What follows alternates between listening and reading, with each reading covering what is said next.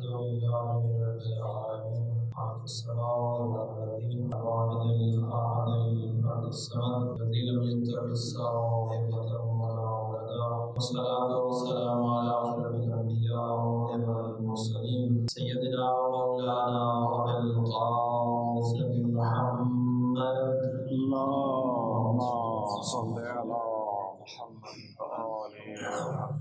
وعلى آل الطيبين الطاهرين المعصومين الذين عتب الله عنهم الرجس وطهرهم تطهيرا. اللهم صل على محمد وآل محمد ورحمة على أهليهم وواليهم واللعنة على أعدائهم من يوم عداوتهم إلى يوم الدين ومن يوم الدين إلى أبد الآبدين. وقد فقد قال الله تعالى في كتابه المجيد بسم الله الرحمن الرحيم وآية يوم الأرض الميتة وأحيينا وأخرجنا منها أرضا فمنه يأكلون. اللهم صل على محمد وآل محمد. دعا ہے بارگاہ رب العزت سے وہ تمام مومنین کی عبادات و اطاعت کو اپنی بارگاہ میں منظور و مقبول فرمائے. پروردگار عالم ایک محمد و محمد و زبان کا جلد از جلد ظہور فرمائے. وطن عزیز پاکستان کو امن و سلامتی کا گہوارہ بنا. دہشت گردوں فرقہ پرستوں اور سرپرستوں کو رزق و نعمت فرما. ہمارے تمام مرحومین کی مغفرت فرما. شہداء کے درجات بلند فرما. سب کو آپس میں اتفاق و اتحاد عطا فرما. صلی اللہ علیہ وسلم. اللهم صل على محمد وآل محمد. انسان اپنے بارے میں کیا سوچتا ہے اور فطرت کے بارے میں کیا سوچتا ہے، یہ چیز اس کی انفرادی اور سماجی زندگی پر بہت زیادہ اثر انداز ہوتی ہے. یعنی انسان کی جو آئیڈیالوجی ہے اور اس کی جو خیالات ہیں، جو نظریات ہیں، اس کی زندگی پر بھی اثر انداز ہوتے ہیں.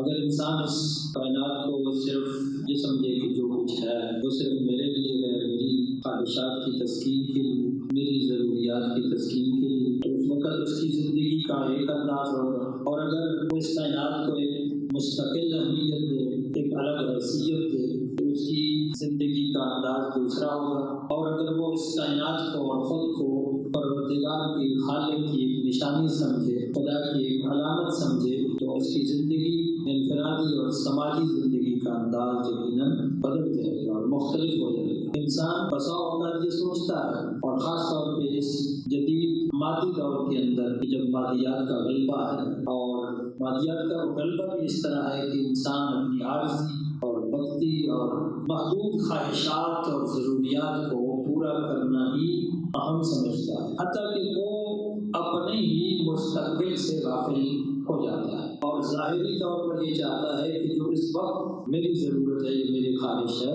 وہ پوری ہو جائے. اور اسی وجہ سے یہ بھی ہوتا ہے کہ بسا اوقات جو چیز اس کی ضرورت نہیں ہوتی، صرف اس کی خواہش ہوتی ہے، وہ اپنی اس خواہش کو بھی ضرورت سمجھ لیتا ہے یا ضرورت بنا لیتا ہے. جب انسان کے اندر کسی چیز کی خواہش شدید ہوگی تو اس صورت میں وہ اس خواہش کو اپنے لیے ضرورت بنا لینے میں کوئی تاخیر نہیں کرے گا، بغیر اس کے سوچے سمجھے وہ اسے اپنی ضرورت قرار دے گا. اور اس سوچ کا نتیجہ یہ ہوتا ہے کہ انسان اپنے ذات کے مستقبل کے بارے میں یا اپنے سماج کے مستقبل کے بارے میں یا اس زمین کے مستقبل کے بارے میں سوچتا نہیں ہے، اس سے غافل ہو جاتا ہے، اس سے غفلت کر دیتا ہے. لیکن دوسری طرف اگر وہ یہ سمجھتا ہے کہ میں خود ایک اللہ کی مخلوق ہوں اور اس کی طرف سے بھیجا گیا ہوں، تو وہ یہ سوچے گا کہ میرے ذمہ کچھ ذمہ داریاں بھی ہیں. جب وہ اس کائنات کو خدا کی ایک نشانی اور خدا کی ایک علامت سمجھ کر، اس کی مخلوق سمجھ کر، اس کی تخلیق سمجھ کر اس کائنات کو دیکھے گا، تو اس کائنات کے بارے میں اس کا انداز، اس کا طرز زندگی بدل جائے گا. اب دیکھیے،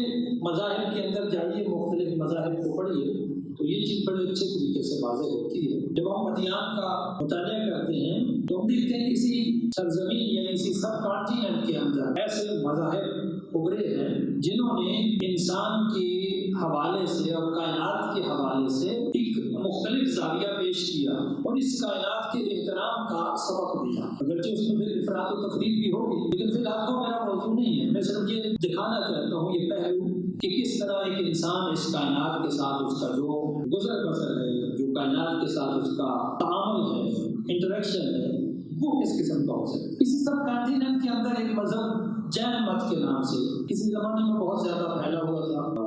ابھی ہمارے اس خطے یا ملک پاکستان کے اندر شاید اس کے پیروکار نہ ہونے کے برابر ہوں، لیکن جب ہم تاریخ کا مطالعہ کرتے ہیں تو اس کے بڑے آثار نظر آتے ہیں. پرانے ادوار میں یہاں بھی اس خطے میں بھی یہ مذہب موجود تھا. انڈیا کے اندر آج بھی یہ مذہب موجود ہے. اچھا، جین مت کے اندر ایک خاص بات کیا ہے؟ اس کے اندر یہ ہے کہ تمام مخلوقات خداوندی کا احترام کرنا، حتیٰ کہ مچھر یا مکھی تک کو بھی وہ مارنا پسند نہیں کرتے. وہ نہیں چاہتے کہ ایک مکھی کی بھی جان لے لیں، ایک مچھر کی بھی جان لے لیں. وہ کہتے ہیں کہ جو بھی جاندار ہے، جیو ہے، جو بھی لائف میٹر جیسے ہم کہتے ہیں، لائف میٹر ہے، زندہ چیز ہے جس کے اندر زندگی پائی جاتی ہے، اس کا احترام ضروری ہے. اور ہمیں یہ اختیار نہیں ہے کہ ہم کسی کی زندگی چھین لیں.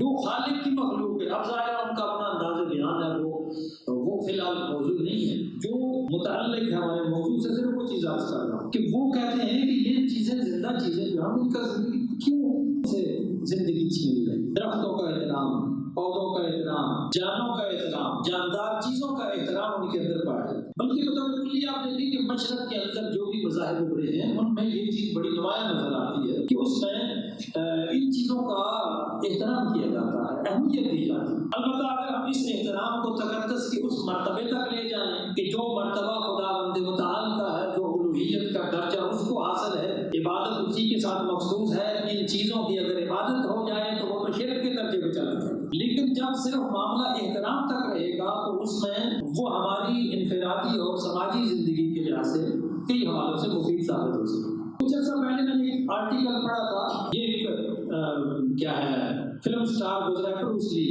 یہ باکسنگ کا بھی کھلاڑی تھا، فلموں میں بھی اس نے کام کیا. فلموں میں کام کرنے والے سارے کوئی ناچ گانے والے نہیں ہوتے، بہت بڑے پڑھے لکھے لوگ ہوتے. بروس لی خود فلسفی کا اسٹوڈنٹ تھا. تو اس کا ایک آرٹیکل غالباً نیو یارک سے ہی چھپا تھا، میں نے پڑھا بڑی اس نے خوبصورت بات کی. اس نے کہا کہ ہمارا جو مشرق کا فلسفہ ہے اس میں اور مغرب کے فلسفے میں بڑا فرق ہے. وہ کہتے ہیں مغرب نے کیا کیا ہے، ہر کائنات کی ساری چیزوں کا جو آپس میں رابطہ ہے وہ ختم کر دیا. ہر چیز کو اپنے لیے دیکھا ہے، اپنے لیے استعمال کرنا ہے. اور آپ دیکھیں حقیقت بھی اسی طرح نتیجہ کیا نکل رہا ہے. آج انسان اسی زمین کو اپنے ہاتھوں سے تباہ کرنے پہ تلا ہوا ہے. آج خود سائنٹسٹ کہتے ہیں کہ انسان جو ہے اس زمین کو برباد کر رہا ہے. انسان کی وجہ سے زمین کی جو کیا ہے وہ گلوبل وارمنگ جیسے آپ لوگ کہتے ہیں، وہ انسان کی وجہ سے بڑھ رہی ہے. بڑا حصہ انسان کا. یہ جو درختوں کو کاٹ رہے ہیں، دن بدن درختوں کو کاٹ کے ختم کیا جا رہا ہے، یہ گلوبل وارمنگ کا ایک سبب ہے.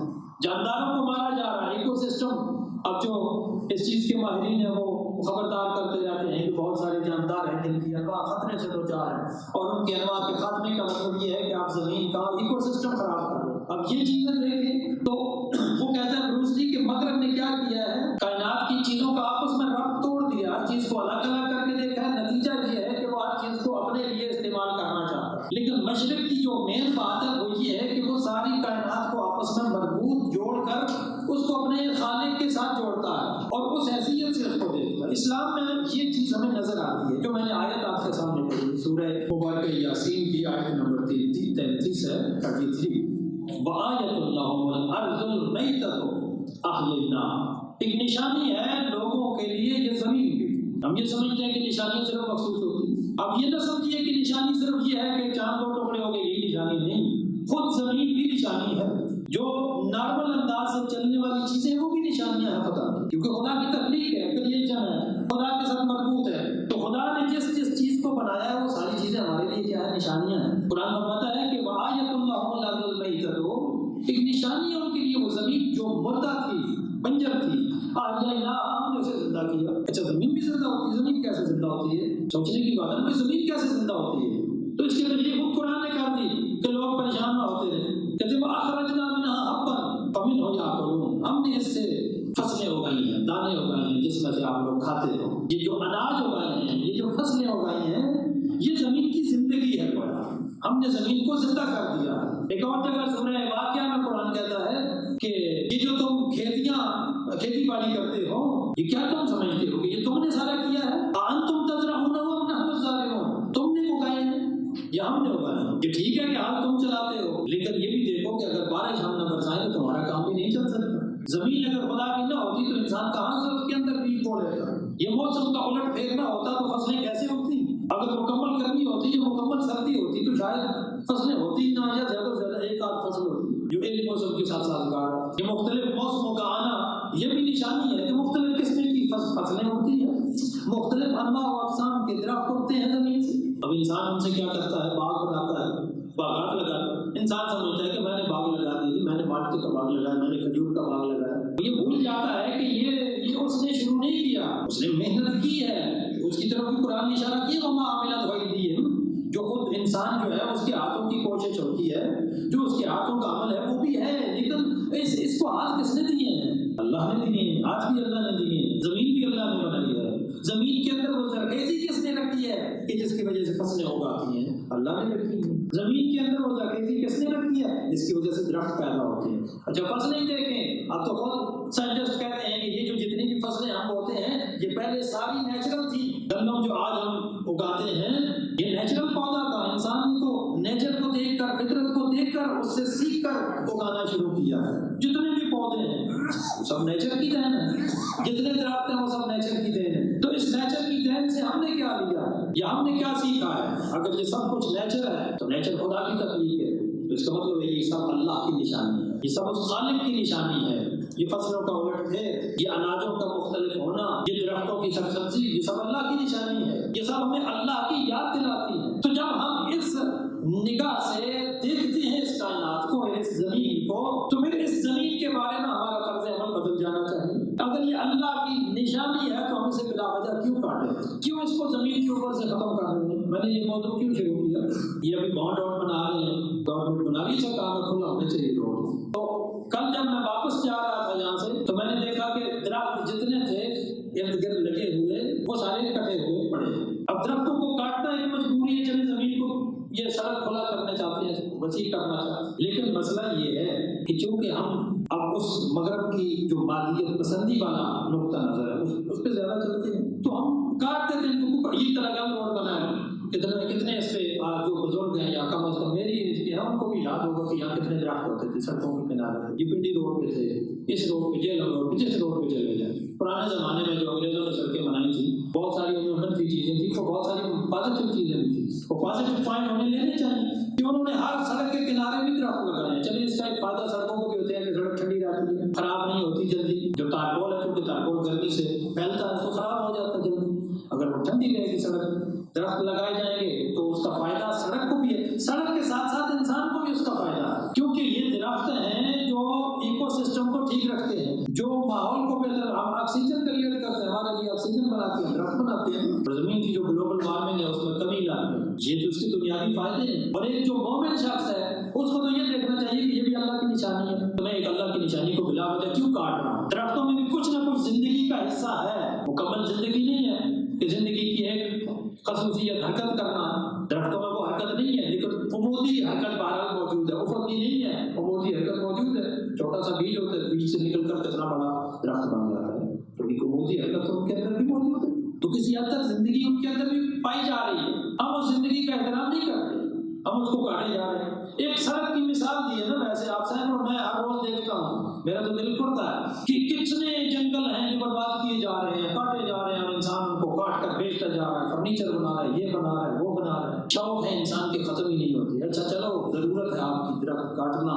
تو نئے درخت لگاؤ، کم از کم نئے درخت لگاؤ نا اس کی جگہ۔ زمین سے اس کی زندگی کیوں چھیننے پہ تلے ہوئے ہیں ہم؟ یہ چیزیں ختم کرنے کا مطلب یہ ہے کہ زمین سے اس کی زندگی چھینی جائے۔ اچھا زمین سے زندگی چھینے کے تو کیا ہوگا؟ اس کا نقصان خود نوع انسانی کو ہے، مستقبل میں چل کر انسان جو ہے وہ مشکل کا شکار ہونا ہے۔ اور ہم جو ہے وہ اپنی عارضی خواہشات دیکھتے ہیں کہ چلیں اس وقت ہماری ضرورت پوری ہو جائے، ہم نے سڑکیں پوری کرنی ہے، ہماری ضرورت پوری ہو جائے، ہم نے فرنیچر بنانا ہے درخت کاٹ کے، ہم اپنی ضرورت پوری کرنا چاہ رہے ہیں۔ تو ہماری آنے والی نسلیں کل کہیں گی کہ جناب وہ درخت کہاں گئے جو میرے باوا اجداد بیچ کر سارے کھا گئے۔ یہ چیز ہے کہ اگر آپ اسی کائنات کے بارے میں جس انداز سے آپ سوچتے ہیں، آپ کی سوچ اس آپ کی انفرادی اور سماجی زندگی پر اثر انداز ہوتی ہے۔ اور یہاں سے ہی میں تھوڑی سی بات گزشتہ واقعے کی طرف اشارہ کرتا چلوں جو پچھلے دنوں سیالکوٹ میں ہوا، کیونکہ میں مصروفیات کی وجہ سے حاضر نہیں ہو سکا جمعے پہ، تو کوئی اس حوالے سے بات بھی نہیں کر سکتا کہ دیکھیے کتنا بڑا ظلم ہوا کہ ایک ہجوم اکٹھا ہو جاتا ہے اور ہجوم نعرے لگا رہا ہے، اس کو اپنی طرف سے فیصلہ کر دیا ہے کہ جناب یہ گستاخ ہے، اور پھر اس کو مارا جاتا ہے ڈنڈوں سے ٹھڈوں سے مار مار کے، پھر اس کی جو حالت اور بنائی جاتی ہے، پھر اس کو آگ لگائی جاتی ہے. کتنا بڑا ستم ہے ایک انسان کو جلا دینا. یقین مانیے اسلام درختوں کو، سرسبز درختوں کو جلانا بھی اسلام پسند نہیں کرتا. احادیث موجود ہے، کبھی موقع ملے تو وہ بھی سناؤں گا کہ درختوں کو جلانا بھی اسلام کو پسند نہیں ہے. تو چل جائے کہ ایک انسان کو جلا دینا کتنی بڑی زیادتی ہے، کتنا بڑا ظلم ہے. یہ وجہ یہی ہے کہ وہ اپنی ذات کے، وہ جو لوگ اس کے پس پردہ تھے، اب تو بات واضح ہو گئی، کافی دن گزر گئے، جو لوگ اس کے پس پردہ تھے ان کے ذاتی مفادات تھے. انسان اپنے ذاتی مقاصد کی خاطر اسی کائنات کو تباہ کرتا ہے، اپنے سماج کو تباہ کرتا ہے. انہوں نے کیا کیا سماج کے لیے؟ یہ سوچ سماج کے لیے نقصان دہ ہے کہ جب آپ اپنے علاوہ کسی اور کو جینے کا حق ہی نہیں دینا چاہتے، اپنے علاوہ کسی اور کو زندہ ہی نہیں رہنے دینا چاہتے، تو پھر کیا ہوگا؟ ہر بندہ دوسرے کا دشمن ہو جائے گا، ہر بندہ دوسرے کو قتل کرے گا، ہر بندہ دوسرے کو اوپر گستاخ کا فتویٰ لگا کر اس کے خلاف تلوار اٹھا لے گا. اس سوچ کو تبدیل ہونا ضروری ہے. اور یہ سوچنا، جب دیکھیے اسلام درختوں کو اللہ کی نشانی بنا رہا ہے، جانوروں کو اللہ کی نشانی قرار دے رہا ہے، پودوں کو، فصلوں کو، اناجوں کو اللہ کی نشانی قرار دے رہا ہے، تو انسان جو خود کو اشرف المخلوقات کہتا ہے، کیا یہ اللہ کی نشانی نہیں ہے؟ تو ہمیں کیسے یہ پہنچتا ہے کہ اللہ کی اس نشانی کو بغیر کسی وجہ کے اور بغیر کسی ایک صحیح اسلامی عدالت میں مقدمہ چلائے بغیر ہم اس کے اوپر قتل کا فتویٰ لگا دیتے ہیں، واجب القتل کا فتویٰ لگا دیتے ہیں.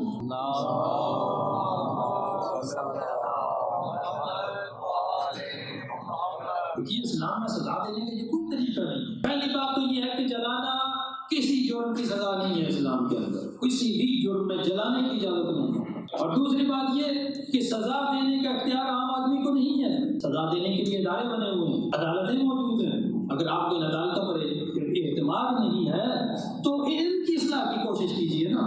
اگر سسٹم خراب ہے تو سسٹم کو بہتر کرنے کی کوشش کریں، وہ تحریک چلائیں کہ جس تحریک کی مدد سے آپ کی عدالتیں بہتر اور اچھے فیصلے کریں. یقیناً خامیاں ہیں، میں بھی مانتا ہوں اور میں تنقید بھی کرتا رہتا ہوں اس سسٹم کی خامیوں کے اوپر، لیکن اس کا یہ مطلب نہیں ہے کہ ہر بندہ خود سے فیصلہ کرنا شروع کر دے، اس کا کوئی اختیار نہیں ہے.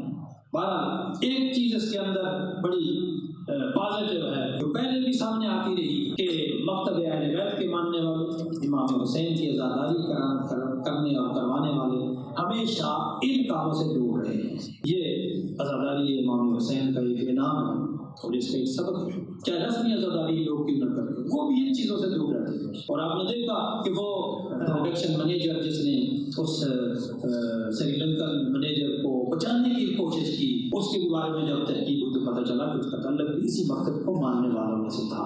یہ کیا بہت ہی پازیٹیو پہلو ہے اس واقعے کا. اور اسی لیے ہم بات کرتے ہیں کہ جو حسین ابن علی علیہ السلام پر ہونے والے ظلم کے خلاف گریہ کرتا ہے، روتا ہے، احتجاج کرتا ہے، ماتم کرتا ہے، پھر وہ کسی اور کے اوپر ظلم کرنے کے لیے تیار نہیں ہوتا. خداوند مسلمان تمام مسلمانوں کی، خداوند متعال تمام مسلمانوں کو ہدایت فرمائے اور ہم سب کو انسانی زندگی، حیوانی زندگی اور حتیٰ کہ نباتاتی زندگی کا بھی احترام کرنے کی توفیق عطا فرمائے. السلام علیکم ورحمۃ اللہ.